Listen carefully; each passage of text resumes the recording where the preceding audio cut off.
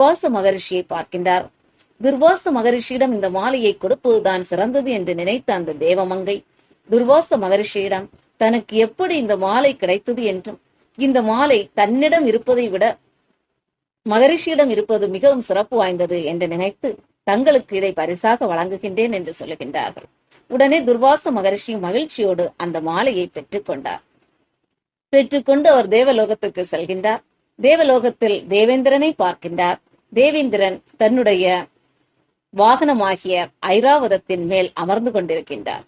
தேவேந்திரனை பார்த்த துர்வாச மகரிஷி நினைக்கின்றார், இந்த மாலையானது தேவேந்திரனிடம் இருப்பது நம்மை விடவும் சிறந்தது என்று நினைத்து அந்த மாலை எப்படி தனக்கு கிடைத்தது என்றும் அந்த மாலையினுடைய சிறப்புகளையும் சொல்லி, இது தன்னிடம் இருப்பதை காட்டிலும் தேவேந்திரனிடம் இருப்பது மிகவும் சிறப்பு வாய்ந்தது என்று நான் நினைக்கின்றேன், ஆதலால் இதை நான் உனக்கு பரிசாக அளிக்கின்றேன் என்று சொல்லி தேவேந்திரனிடம் அந்த மாலையை வழங்குகின்றார்.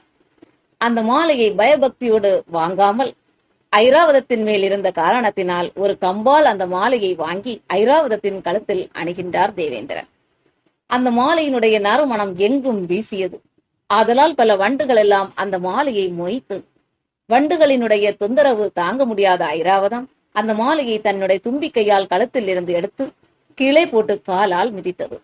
தான் கொடுத்த மலர் மாலையானது தன் கண் முன்னாலேயே மிதிக்கப்பட்டதை கண்ட துர்வாச மகரிஷி கடும் கோபம் கொண்டார். உடனே அவர் தேவேந்திரனை பார்த்து சொல்லுவார், ஏ தேவேந்திரா, நான் கொடுத்த மாலையை நீ ஐராவதத்திடம் போட்டு அது என் கண் முன்னால் மிதித்து என்னை அவமதித்து விட்டாய். ஆதலால் இச்சணமே நீயும் உன்னுடைய தேவகணங்களும் அசுரர்களாக மாற கடவது என்று சபித்தார்.